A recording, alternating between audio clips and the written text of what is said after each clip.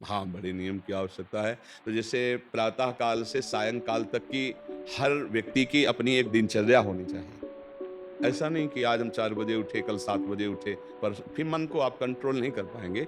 मन के लिए एक दिनचर्या होनी चाहिए कि हमको 10 बजे सोना है, 4 बजे उठ जाना है, तो फिर 4 से सवा 4 नहीं होना चाहिए। 4 बजे उठ जाना है, ऐसा नियम बना लें और उठ कर के हमको थोड़ी देर नाम जप करना है, थोड़ी देर हमें वाणी जी का गायन करना है, थोड़ी देर हमें ध्यान, एक अपनी दिनचर्या, फिर हम अपने संसार के कार्य के नियम, जो संसार के कार्य हैं, उनको भी करते हुए भगवान को समर्पित करें। जैसे जो पद में है, जो आपको राष्ट्र सेवा मिली है, जो आपको समाज सेवा के पद मिले हैं या आपको जो घर की सेवा के कार्य मिले हैं, उनमें बहुत धर्म पूर्वक आचरण होना चाहिए। अगर आप अधर्म आचरण करते हैं, अपने पद का दुरुपयोग करते हैं, तो आप सुबह जग करके थोड़ा माला चला लीजिए, फिर भी आपका कल्याण नहीं होगा, क्योंकि आप अपने पद का, अपने सेवा का दुरुपयोग कर रहे हैं। जैसे हम जानते हैं कि अधर्म आचरण है, ये अधर्मी है, हमें पता है दोषी है, और वो हमको कुछ धन दे देता है और हम उसको मुक्त करवाने की बात सोचते हैं और जो निर्दोष है उसको फंसा देते हैं। अब तुम चाहे जितना माला चलाने की कोशिश करो या दान पुण्य करो, वो तुम्हारा अधर्म आचरण, वो अधर्म का धन तुम्हें सतमार्ग में नहीं जाने देगा। नियम लेना चाहिए कि जिस पद में है, जिस धर्म में है, जिस कर्तव्य में है, चाहे कुछ भी हो जाए, हम अपने कर्तव्य से विमुख नहीं होंगे। जितना जप महान है, उतने कर्तव्य महान है। दोनों बातें समझना है।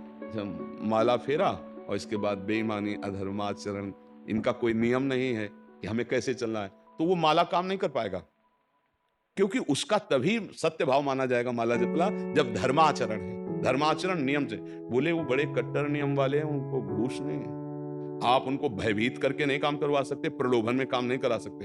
ये हमारी गृहस्थी है ना, तो गृहस्थी के पालन के लिए धन चाहिए और धन के लिए हम धर्म को आगे रखें, धन को नहीं।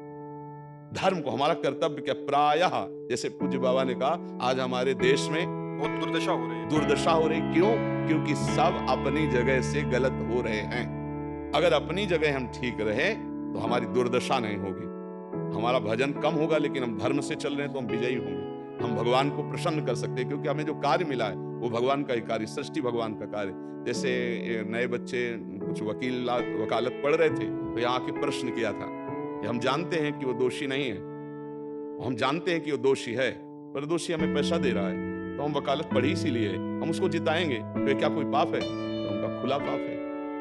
बोले नहीं, हमारी कोई ऐसा कंपनी दो, ऐसा कुछ बोले कि हमारी कंपनी को ये सिखाया जाता है, तो हमको तो ये करना ही होगा, अगर नहीं करेंगे तो हमारी वकालत का मतलब क्या रहा? नहीं, वकालत का मतलब अधर्मी को मुक्त करवाना नहीं है, वकालत का मतलब अधर्मी के सबूत एकत्रित करके उसको दंड दिलवाना है और धर्मात्मा को मुक्त करवाना है। अब इसके लिए आपके पास अर्थव्यवस्था अगर कमजोर भी है, तो धर्म व्यवस्था आपकी पूरी है। धर्म व्यवस्था ठीक है तो परिवार स्वस्थ रहेगा, सुखी रहेगा, भगवान आप पर प्रसन्न रहेगा। अच्छा, फिर हमने तर्क रखा कि जैसे आपकी बहन के साथ कोई गलत व्यवहार करे, वो आपको पता है, और वो आपको 10 लाख रुपया घूस दे, तो क्या आप उसका पक्ष लेंगे? नहीं। तो फिर दूसरी बहन के साथ, अब यहां विचार करना, अपने भाई का अगर कत्ल किए हो, मुझे पता हो कि ये दोषी है, तो क्या हम पैसे से उसको मुक्त करने देंगे? लगेगा कि जान की बाजी लगा देंगे तुम्हें हम। ऐसे ही एक गरीब आदमी की किसी ने हत्या की, तो आपका पक्ष बनता है, पर ये ज्ञान कहाँ मिलेगा? बिना अध्यात्म के ज्ञान तो मिलेगा नहीं। ज्ञान तो इस बात का मिला कि कैसे पैसा कमाया जाए। अच्छा, वो पैसा यदि अधर्म से आया है तो आपकी दुर्दशा कर देगा, आपकी बुद्धि भ्रष्ट कर देगा। तो जो बाबा कह रहे हैं कि आज हमारे समाज की बड़ी दुर्दशा हो रही, उसका कारण यही है कि हमें अध्यात्म का ज्ञान नहीं, हमें धर्म का ज्ञान नहीं, और बड़ी बड़ी गलतियां हो जाती है। बिल्कुल पता है आदमी निर्दोष है और हम धन के प्रभाव से उसको दंड दे देते हैं। वो दंडा भगवान जब आपको पलट कर देंगे तो आप सह नहीं पाओगे, उसका परिणाम बहुत बुरा होता है। तो इसलिए समाज को चाहिए अपने अपने कर्तव्य का पालन करते हुए एक नियमावली बना ले। जैसे कुछ दुकानों का नियम होता है कि वहां फिक्स रेट होता है, नहीं होता? वहां ये नहीं चलेगा कि कसम से कहते हैं कि तुम्हें हम अपना जान करके कि 100 रुपया मीटर ये मिला है, हम बिल्कुल मुनाफा नहीं ले रहे। नहीं, झूठ क्यों बोल रहे हो? दुकान खोले मुनाफा के लिए, झूठ क्यों बोल रहे हो? नहीं लेंगे मुनाफा, हम जितने का लाए हैं उससे मुनाफा लेंगे, पर 120 रुपया मीटर देंगे, कपड़ा बढ़िया है, नाप फिट है, इससे नीचे नहीं उतरेंगे, हमें सफाई देने की जरूरत नहीं है कि हम कसम खाते हैं या ऐसा। जानते हो ये बिजली है, दुकान है, नौकर लगे हैं, तो इसका मुनाफा लेने के लिए दुकान खोलेंगे, कोई दान करने के लिए तो नहीं। तो सबको पता है मुनाफा लेगा, लेकिन एक फिक्स दाम, उससे 10-20 रुपया का मुनाफा लेकर के उसको बेच रहे हैं, लेकिन झूठ क्यों बोले? बोले झूठ के बिना धंधा नहीं चलता। नहीं, ऐसा नहीं है। अब असत्य बोलोगे तो उससे जो आपको मुनाफा मिलेगा वो आपकी बुद्धि भ्रष्ट करेगा, और सत्य है कि मुनाफा के लिए है वही चीज, और आप एक फिक्स रेट में दे रहे हैं, बढ़िया है। अब अगर आप कोई मिलावट करके भोजन सामग्री दे रहे हैं, आपको पता है, तो जो खाने वाले के हृदय में बैठे हुए भगवान है वो तुम्हारे जीवन में मिलावट कर देंगे, तुम्हारा जीवन महान दुखमय हो जाएगा। ये कहां समझा जाता है? एक आदमी सिंथेटिक दूध बना रहा है, उससे कहो ये अपने बच्चे को पिलाओ, नहीं पिलाएगा। फिर ये दूसरे का बच्चा जब पिएगा तो उसकी हालत क्या होगी? दूसरे शरीर में जाएगा तो हालत क्या होगी? वो केवल धन की बुद्धि रखता है। एक आदमी घी में केमिकल मिला रहे हैं, एक ऐसे अभक्ष पदार्थ मिला है, वो स्वयं नहीं खाएगा, लेकिन वो होटलों में भेजा जाएगा, हजारों लाखों लोग खाएंगे, बीमारी बढ़ेगी, उसको रुपया से मतलब है। ये चीज, ये दुर्दशा हर जगह धर्म का ज्ञान न होने के कारण फैल रही, नहीं फैल रही। एक मरीज बीमार है, असली दवाओं में पैसे ज्यादा है, नकली दवा लेकर के असली के दाम में बेच देना, उसको बिल्कुल फायदा ना होना, लेकिन परमात्मा देख रहा है। तुम जानते हो नकली दवा है, वो तो नहीं जानता बेचारा, ज्यादा पढ़े लिखे नहीं, किसान आदमी गांव का आया है, तुमने दे दिया और उसने पैसा दिया असली के। अब वो पैसा तुम्हारी बुद्धि भ्रष्ट करेगा, तुम्हारे परिवार में कलह पैदा करेगा और तुम्हारा पतन कर देगा।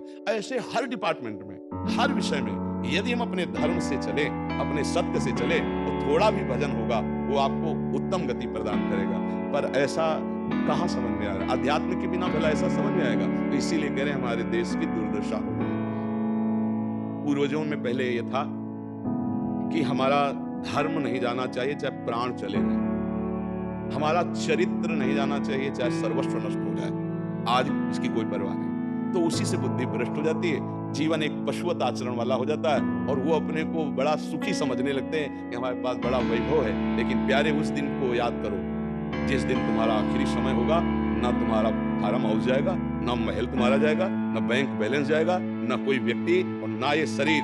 अब तुम्हारे कर्म तुमको भोगवाएंगे। उस समय की कौन याद करता है? अगर उस समय की याद हो तो भय लग जाए कि नहीं पाप नहीं करूंगा, क्योंकि जाना है यहाँ से। अच्छा, कब जाना कुछ पता नहीं है, किसी भी समय ट्रांसफर हो सकता है इस शरीर से। तो हमें लगता है महापुरुषों के जो वचन है कि हमें एक नियम से जीवन जीना चाहिए, धर्म पूर्वक जीवन जीना चाहिए, अपने कर्तव्य का पालन करना चाहिए। जो हमारे लिए कर्तव्य, आज प्रायः धन प्रधान बुद्धि होने के कारण कर्तव्य स्वाहा हो रहा है। एक विद्यालय में विद्यार्थी के लिए जो गुरु पद में बैठा है उसका क्या कर्तव्य है? वो अपने कर्तव्य को भूला हुआ है। भला छोटे छोटे विद्यार्थियों को, जिनकी नींव पूरे राष्ट्र सेवा में, समाज सेवा में ये बन सकते हैं, अगर उनको हम सही शिक्षा नहीं दी तो उनका पूरा जीवन बर्बाद हो जाएगा। अगर उनको हम गलत सपोर्ट कर दिए तो उनका पूरा जीवन बर्बाद, क्योंकि नया जीवन है। और जगह जगह अपने अपने कर्तव्यों का यदि पालन किया जाए तो पूरा समाज सुखी हो जाए। लेकिन कर्तव्यहीनता आ रही, कोई अपने कर्तव्य को नहीं समझ रहा है। तो यही बात महापुरुष जनों को दुख लगता है कि अगर सब अपने कर्तव्य का पालन करें, धर्म का पालन करें, भगवान का नाम जप करें, तो सब सुखी हो जाए। सुख सब चाहते हैं और आचरण दुख वाले करते हैं, इसीलिए सुख नहीं मिल रहा है, परिणाम में हमें दुख मिल रहा है। सच्ची मानना, वो रुपया पूरे परिवार में अशांति पैदा कर देगा।